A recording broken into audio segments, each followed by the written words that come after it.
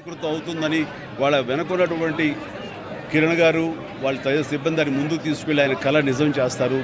ఆయన ఆయన ఆయన అది జరుగుతున్న ఇది అందరూ ఆయనలో ఒక గంభీరమైన వ్యక్తిని చూస్తుంటారు. కానీ నేను ఆయనలో ఒక చిన్న పిల్లవాడిని, ఒక పసిపిల్లవాడిని కూడా నేను చూడడం జరిగింది. ఆయన 2009లో ఆయన తరచూ కలుస్తుండేవాడిని.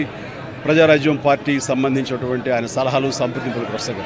ఆ సమయంలో భోజనం అయిన తర్వాత నేను ఆయనకు ఒక పెన్ను, ఒక కార్టియర్ పెన్ను నేను ఆయనకి గిఫ్ట్గా ఇవ్వడం జరిగింది. ఎందుకంటే ఆయన పెన్నులు కలెక్ట్ చేస్తారు, ఆయనకు హాబీగా ఉంది అని తెలిసినప్పుడు ఆయనకు ఆ పెన్ను ఇచ్చినప్పుడు సుతారంగా వద్దు అంటారేమో అనుకున్నాను. కానీ చాలా ఆప్యాయంగా తీసుకుంటూ చిన్నపిల్లవాళ్ళగా ఆ పెన్ను చూసుకుంటూ, ఒక చిన్నపిల్లవాడికి టాయ్ ఇస్తే ఎంత ఎగ్జైట్ అవుతారు అంత ఎగ్జైట్ అవుతావు. వండర్ఫుల్ పెన్, చాలా బాగుంది చిరంజీవి గారు అని. మీకు అంత ఇష్టం అంటే, అయ్యో నాకు పెన్నులు కలెక్ట్ చేయడం చాలా ఇష్టం, రండి చూపిస్తానంటూ లోపలికి తీసుకువెళ్ళి ఇదే హౌస్లో ఆయన బీరువా తెరిచి ఆయన కలెక్ట్ చేసినటువంటి మంచి మంచి గొప్ప పెన్స్ అని చూపించి, ఇన్ని పెన్స్ ఏం చేసుకుంటారండి అంటే, అయ్యో ఇవి చాలా ఇష్టం అండి, నా మనసుకు ఏదైనా ఆలోచన తోచినప్పుడు ఒక్కొక్కసారి ఒక్కొక్క పెన్తో డైరీలో రాసుకుంటానన్నట్టు ఆయన రకరకాల ఇంకులతోటి, ఎరుపు, నలుపు, ఆకుపచ్చ, బ్లూ, ఎరుపు ఇలాంటి రంగులతోటి ఆయన కప్లెట్స్ లాగా ఆయన ఆలోచనల్ని అక్షర రూపంలో ఆ డైరీలో రాసుకోవడం చూసిన తర్వాత ఆయన నిరంతరం ఈ సొసైటీకి ఏం చేయాలి, నెక్స్ట్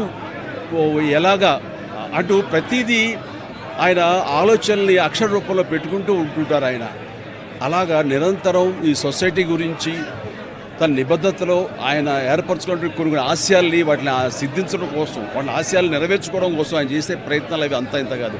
ఆ రకంగా ఆయనలో ఆ రోజున అంత అబ్బురపడిపోయినటువంటి ఆ చిన్న పసి బాలును కూడా నేను చూడగలిగాను. ఇట్లా ఈ రోజున ఆయన లేరు మనకు అన్నది ఒక తీరని లోటు. ఇది ఆయనకి, ఆయన కుటుంబానికే కాదు, యావత్ తెలుగు జాతికే ఒక పెద్దని కోల్పోయారు, ఒక గొప్ప వ్యక్తిని కోల్పోయారు, ఒక మహాశక్తిని కోల్పోయాం మనందరం. ఈ సందర్భంగా ఆయన ఎక్కడున్నా సరే ఆ స్వర్గంలో ఉంటారు, మన దరిదాపులోనే ఉంటారు, మన దగ్గరే ఉంటారు, మనకు తోడుగా ఉంటారు. ఆయన ఆత్మకు శాంతి చేకూరాలని వాళ్ళ కుటుంబ సభ్యులకి, వారి సిబ్బందికి, వాళ్ళ అనుయాయులకి, ప్రతి ఒక్కరికి నా యొక్క ప్రగాఢ సానుభూతిని తెలియజేస్తున్నాను.